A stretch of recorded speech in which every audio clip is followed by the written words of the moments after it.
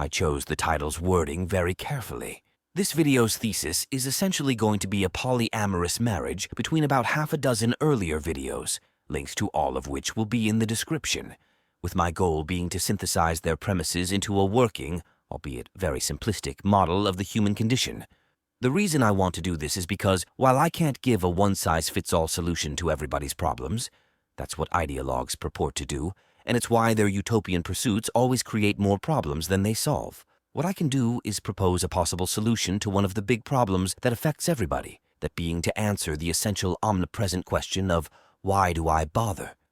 As I've described at length elsewhere, the root of humanity's existential woes and the ultimate cause of nihilism is a paradoxical contradiction between our two most quintessential instinctive needs, the drive to reproduce versus the drive to be efficient.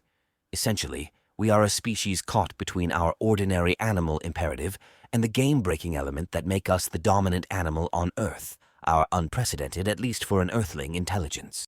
Again, I want to stress, those of you who've been with this channel a while know I try to steer clear of giving specific personal advice for the reasons I mentioned at the beginning. This time will be no different.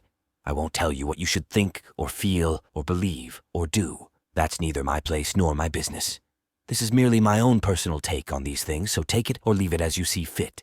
Now, as you can see, we all begin life on an island, this being code for our family, community, culture, and so forth, from which we are expected to sally forth across the endless sea in a vessel of our own creation. Or, if you're stupid, attempt to swim across with a box of tools, thinking you'll build your ship on the other side where wood and cloth are cheaper.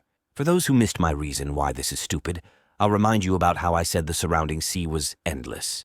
If you've seen the older videos to which I've referred, you'll have heard me use this summary quote from Leo Tolstoy.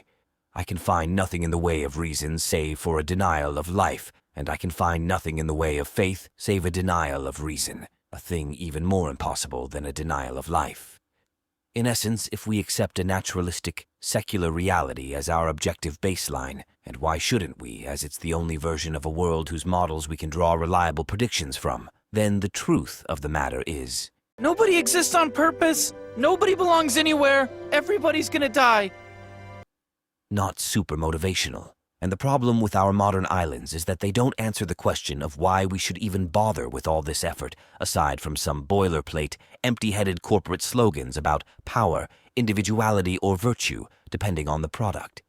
It doesn't take an Einstein or a Socrates to figure out that not only does this commercial confetti not solve our intrinsic problem, those pushing it are financially incentivized to keep us in a perpetual state of ravenous desire. Always seeking, always hungry, because starving people are much easier to sell empty calories to, especially those who've never tasted actual food before.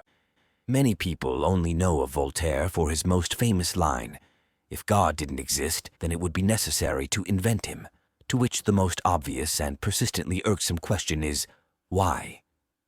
In another video, I describe why and how I believe fantasy, specifically otherworld fantasy as defined by Tolkien in his ancillary work on fairy stories, have effectively supplanted religious fables, myths, and so on in our modern culture, and why that's not a bad thing.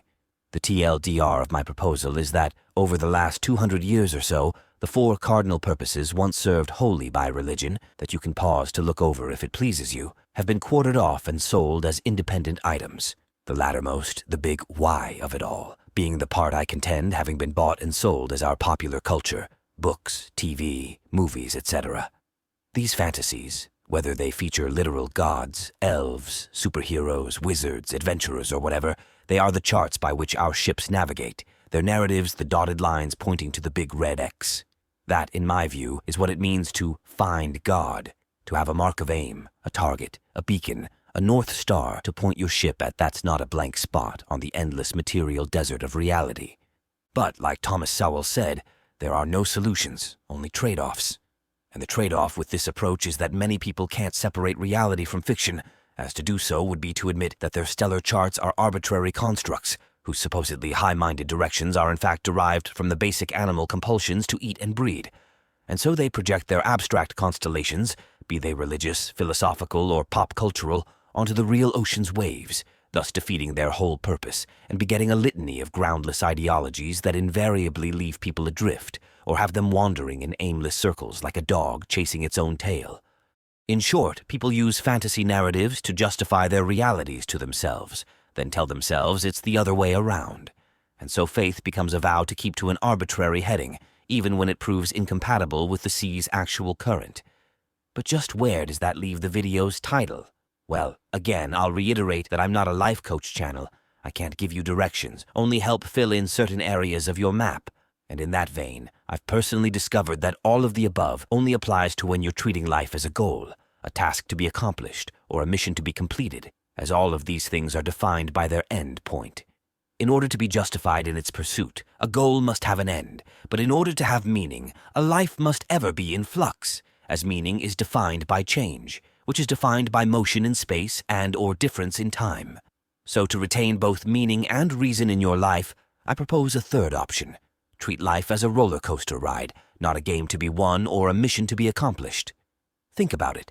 A ride is an end in itself. The meaning is in the experience of the moment, not in reaching the end. Therefore, to approach life as a banquet or a festival rather than a list of chores, I think, is the easiest way to remain an apostate of the elder void and its dark prophets, at least for a little while. But anyway, that's all just my opinion, as usual. Let me know yours in the usual spot. Check out the links in the description, buy my books if you like this sort of thing, etc., etc. And until next time, stay safe, stay sane, and remember, sometimes darkness can show you the light.